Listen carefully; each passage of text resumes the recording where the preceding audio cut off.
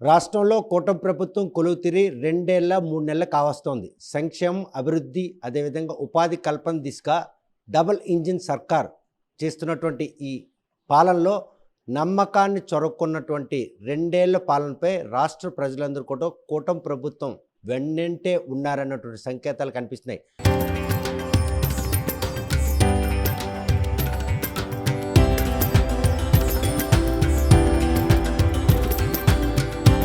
తరతరాలుగా తరగని స్వర్ణ బంధాలు మన మానిపల్లి జ్యువెలర్స్. 2024 ఎన్నికల నాటికే 5 ఏళ్ల పాటు రాష్ట్రం అధోగతి పాలైన నేపథ్యంలో 3 పార్టీల కూటమి ఆంధ్రప్రదేశ్లో మళ్ళీ అభివృద్ధి దిశగా అడుగులేసేందుకు ఎంతగానో దోహదపడే పరిణామాలు మాత్రం 2 ఏళ్ల పాలనపై ప్రజలు చూపించినటువంటి నమ్మకం ఒక నిదర్శనంగా చెప్పుకోవచ్చు. ప్రస్తుతం ఈ పాలన కొనసాగిస్తున్న తరుణంలో రేపు రాబోయే స్థానిక, ప్రాదేశిక, మున్సిపాలిటీ ఎన్నికల్లో మాత్రం 3 పార్టీలు కూడా తమ ఉనికిని కాపాడుకునే విధంగా ఈరోజు మాత్రం అడుగులేస్తున్న ఈ క్రమంలో కూటమికి ఏమైనా బీట్లు బారుతాయా, లేకపోతే కలిసికట్టుగా రాష్ట్రాన్ని అభివృద్ధి చేస్తున్న ఈ 3 పార్టీల ఏకాభిప్రాయం గ్రామీణ స్థాయి నుండి సైన్యాన్ని కట్టుకునేందుకు దోహదపడుతుందా అన్న విషయం మనతో మాట్లాడడానికి మాజీ స్పీకర్ ప్రతిభా భారతి మేడం గారు ఉన్నారు. చూస్తే కనుక ఈ విషయంలో 2024 సార్వత్రిక ఎన్నికల్లో అధికారంలోకి రావాలనే ఉద్దేశంతో ఆ 3 పార్టీల కలయిక 2 ఏళ్ల పాలనలో రాష్ట్ర అభివృద్ధికి ఎంతగానో దోహదపడింది. రేపు రాబోయే స్థానిక సంస్థల ఎన్నికల్లో ఏ పార్టీకి ఆ పార్టీయే తమ మనుగడను కాపాడుకునేందుకు వ్యూహాలు రచిస్తుంది. అది ఏమైనా జరిగే పని? ఏ పార్టీకి సంబంధించి ఆ పార్టీయే అనేటటువంటిది ఎవరు చెప్పలేదు కదా, చెప్పలేదు. కనిపిస్తుంది అనేది వాస్తవం కాదు. కలిసికట్టుగానే కూటమి అడుగులు ముందుకు వేస్తూ ఉంది. ఇప్పటి వరకు వేసింది, భవిష్యత్తులో కూడా అలాగే వెళ్తాం. ఒక మంచి సహృద్భావంతో మంచి వాతావరణంలో కార్యక్రమాలు నిర్వహించుకొని ఇప్పటి వరకు వెళ్తున్నాం. భవిష్యత్తులో కూడా అలాగే ఉంటుంది అనేది అందరి నమ్మకం. కానీ ప్రస్తుతం మాత్రం పవన్ కళ్యాణ్ కేవలం సార్వత్రిక ఎన్నికల్లోనే పొత్తులు, కానీ రేపు స్థానిక సంస్థలు, ప్రాదేశికాలు, మున్సిపాలిటీల్లో మాత్రం జనసేన సత్తా చాటేందుకు సైన్యం సిద్ధం కావాలని పిలుపునిచ్చారు. దాన్ని ఏ విధంగా తీసుకోవచ్చు ఆయన వ్యాఖ్య? అవన్నీ కూడా చంద్రబాబు నాయుడు గారు చూసుకుంటారు. పార్టీ నాయకుడు, అధినేత చంద్రబాబు నాయుడు గారు ఉన్నారు. ఏ రకంగా ఆలోచించాలి, ఏ రకమైనటువంటి నిర్ణయం ఎలా మిత్రపక్షాలతో తీసుకోవాలి అనేటటువంటిది ఆయన శుభ్రంగా ఆలోచించే ఒక నిర్ణయం తీసుకుంటారు. కాబట్టి మేమంతా కూడా అలా చూస్తూ ఉంటాం. కానీ చంద్రబాబు నాయుడు అరెస్ట్ అయిన సమయంలో జైల్లో ములాఖాత్కి పవన్ కళ్యాణ్ ఇండివిజువల్గా బాబుకు తెలియకుండానే ఎట్టి పరిస్థితుల్లో నేను బాబు వెంటే ఉంటానన్నట్టు ఇచ్చినట్టు మాట కట్టుబడే ఈరోజు రాష్ట్రంలో 164 మంది గెలుపుకి సీట్లను కూడా త్యాగం చేసిన ఘనత చేసిన పవన్ కళ్యాణ్ నిర్ణయాన్ని మార్చుకునే రేపు స్థానిక సంస్థలతో పాటు అన్నిటిని కూడా కూటమి మార్కు కనిపించే విధంగా అడుగులేస్తారంటే కూటమి కదా, కూటమిలోనే 3 పార్టీలు, తెలుగుదేశం కానివ్వండి, బీజేపీ కానివ్వండి, జనసేన కానివ్వండి, మిత్రపక్షాలతో ఉన్నారు. అలాగే నడుస్తారనేటటువంటి నమ్మకం ఉంది.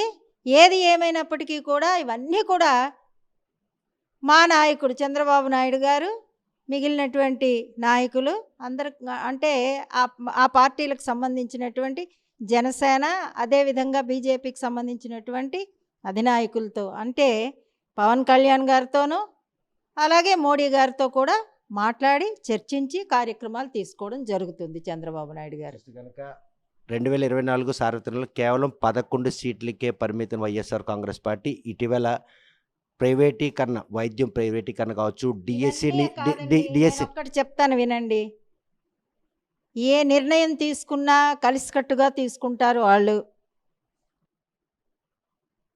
అవతల పార్టీలో ఉండినటువంటి, అంటే వైఎస్ఆర్ పార్టీలో ఉండినటువంటి వాళ్ళ నాయకుడు కానివ్వండి, మిగిలినటువంటి వాళ్ళు కానీ బీటలు వారిపోతుందేమో కూటమి ప్రభుత్వం, కూటమికి సంబంధించినటువంటి పార్టీలు అని అనుకుంటున్నారు. కానీ వాళ్ళు అనుకోవటమే కానీ జరిగేది కాదు. కాబట్టి మాకు పూర్తి నమ్మకం, విశ్వాసం ఉంది. మా మిత్రపక్షాలతో మేము కలిసే ఉంటామని చెప్పి నేను తెలియజేస్తా ఉన్నాను. మీ కలయికి ఆల్రెడీగా వాళ్ళలో వెన్నులో ఒడుకు పుట్టించే పరిణామాలు కనిపిస్తున్నాయి. ఎందుకంటే స్థానిక సంస్థల ఎన్నికల్లో ఏదైతే యునానిమస్ అంటే పంచాయతీల ఏకగ్రీవం ప్రతిపాదనకు మాత్రం ప్రభుత్వాలు ప్రోత్సాహాలు అందిస్తాయి. కానీ ఈసారి వైఎస్ఆర్ కాంగ్రెస్ పార్టీ అధినేత మాజీ ముఖ్యమంత్రి జగన్మోహన్ రెడ్డి ఎక్కడ కూడా ఏ ఒక్క పంచాయతీ కూడా ఏకగ్రీవం అయినట్టయితే గనక ఆ నియోజకవర్గాల సమన్వయకర్తలపై వేటు వేస్తానని హెచ్చరిస్తున్నారు. అంటే అనిశ్చితని నెలకొల్పడానికి ఎన్నికల్లో అలజడి సృష్టించడానికి ఇచ్చిన పిలుపు అనుకోవచ్చా? ఏమిటో ఆయన వ్యవహారం ఏమిటో, ఆయన మాట్లాడే తీరు ఏమిటో అందరికీ తెలిసినటువంటిదే. ఏది కావాలంటే అది నోటికొచ్చినట్లు చెప్తా ఉంటాడు ఆయన.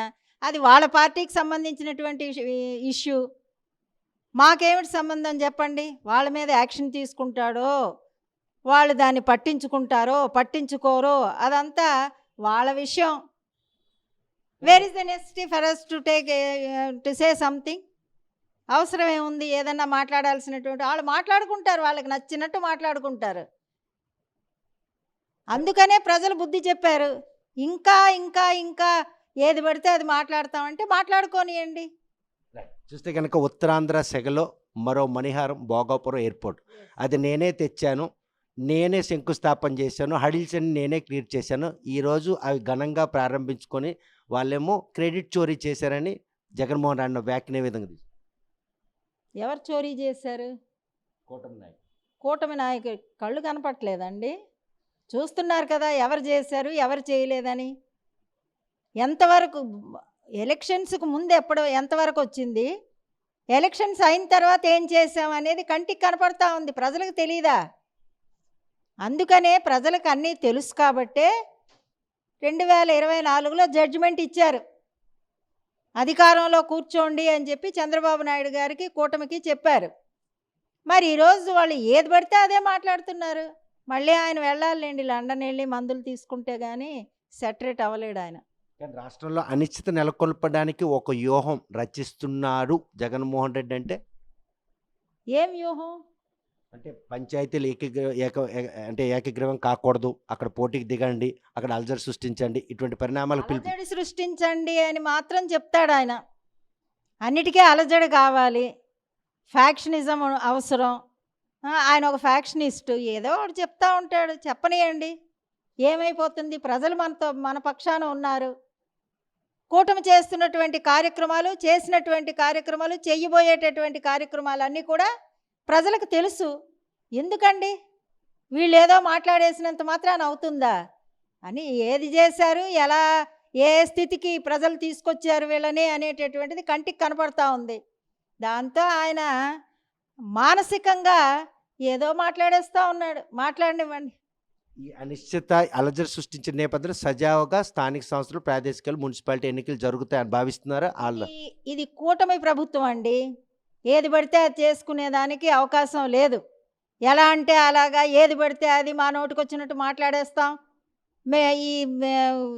ఈవీఎంల వలన వచ్చేసారు, ఇటువంటి వాగుడంతా వాగుతున్నారు. కానీ అదేం జరిగేది కాదు. అది నగ్న సత్యం కాదు, అన్ని అబద్ధాలు. నగ్న సత్యం అనేటటువంటిది ప్రజలకు తెలుసు. ప్రజలు ఇచ్చినటువంటి తీర్పు ఇది, ఎవరో ఇచ్చినటువంటి తీర్పు కాదు. ప్రజలు ఇచ్చినటువంటి తీర్పుతో ఈ ప్రభుత్వం ఏర్పడింది, కూటమి ప్రభుత్వం. ఇటువంటి కూటమి ప్రభుత్వంలో చంద్రబాబు నాయుడు గారు ముఖ్యమంత్రిగా, జనసేన నాయకులు పవన్ కళ్యాణ్ గారు, అలాగే మోడీ గారి యొక్క సహాయ సహకారాలతో కార్యక్రమాలు చేసుకొని ముందుకు వెళ్తూ ఉన్నటువంటి సందర్భంలో ఆయన ఏదో మాట్లాడుతూ ఉంటాడు. అంత మాత్రం చేత బాధపడాల్సినటువంటిది లేకపోతే భయపడాల్సినటువంటి అవసరం ఏమాత్రం కూడా కూటమికి లేదు అని చెప్పి కూడా నేను ఈ సందర్భంగా తెలియజేస్తూ ఉన్నాను. మా కార్యక్రమాలు ప్రజలకు సంబంధించినటువంటి అభివృద్ధి కార్యక్రమాలు, ప్రజాహిత కార్యక్రమాలు చేసుకొని ముందుకు వెళ్ళటమే మా ముఖ్యోద్దేశం. ఆ విధంగానే చంద్రబాబు నాయుడు గారు, కూటమి ప్రభుత్వం, కూటమి పార్టీ అందరూ కలిసి చక్కగా చేసుకొని ముందుకు వెళ్తున్నారు. రాష్ట్రంలో కరువు విలయతాండం చేసే పరిణామాలు ఉన్నాయి. కేంద్ర ప్రభుత్వం నుంచి ప్రధానమంత్రి ఫసల్ యోజన కింద ఇన్సూరెన్స్ ముమ్మరంగా సాగుతుంది. రాష్ట్ర ప్రభుత్వం ఈ పరిణామాల నుండి ఎలా రైతులను కాపాడేందుకు కార్యాచరణ? చంద్రబాబు నాయుడు గారు చూసుకుంటారండి. ఖచ్చితంగా ఆయన రైతు పక్షపాతి, ప్రజల పక్షపాతి, పేదల పక్షపాతి. అటువంటి నాయకుడు ఈరోజు జరిగినటువంటిది కంటికి కనిపిస్తూ ఉంది. వర్షాలు సక్రమంగా పడకుండా ఇబ్బంది పెట్టినటువంటిది, అనావృష్టి కారణంగా ఎటువంటి ఇది జరుగుతుంది అనేది చూస్తూ ఉన్నారు. కాబట్టి తప్పకుండా చంద్రబాబు నాయుడు గారి యొక్క నాయకత్వంలో కార్యక్రమాలు చేసుకుని ముందుకు వెళ్తారు. చూస్తే కనుక ప్రస్తుతం రాబోయే సార్వత్రిక స్థానిక మున్సిపాలిటీ ఎన్నికల్లో అలజడి సృష్టించేందుకు వైఎస్ఆర్ కాంగ్రెస్ పార్టీ చేస్తున్న ప్రయత్నాలు కూటమి ప్రభుత్వం ఎట్టి పరిస్థితులు తిప్పికొడుతుంది. 2024 సార్వత్రిక ఎన్నికల్లో కూటమిపై నమ్మకమే రాష్ట్ర ప్రజలేమొచ్చి వారికి అధికారం అంటగట్టారు. ప్రతిపక్ష హోదా కూడా కోల్పోయి 11 సీట్లకే పరిమితమైనటువంటి వైఎస్ఆర్ కాంగ్రెస్ పార్టీ ఈరోజు పార్టీ పరిరక్షణ కోసం చేస్తున్నటువంటి ఈ ప్రయత్నాలు మాత్రం ఎట్టి పరిస్థితుల్లో ప్రజలు మాత్రం వారిని ఏకీపించే పరిస్థితి లేదు. పంచాయతీలు ఏకగ్రీవం అయినట్టయితే కనుక వైఎస్ఆర్ కాంగ్రెస్ పార్టీ సమన్వయకర్తలపై వేటు వేస్తా ఉన్న జగన్మోహన్ రెడ్డి మాటలు మాత్రం కవ్వింపు చర్యలు పాల్పడే విధంగా ఉన్నాయి. ఆయన ఇటువంటి అలజడి సృష్టించేందుకు గనక రాష్ట్రంలో ప్రయత్నిస్తే ఎట్టి పరిస్థితుల్లో చట్టం తన పని చేసుకుంటూ పోతుంది అనేటువంటి భరోసా ఇస్తున్నారు. కాకపోతే స్థానిక సంస్థల ఎన్నికల్లో కూటమి మార్పు మాత్రం మళ్ళీ విజయం పరంపర మోగిస్తాం.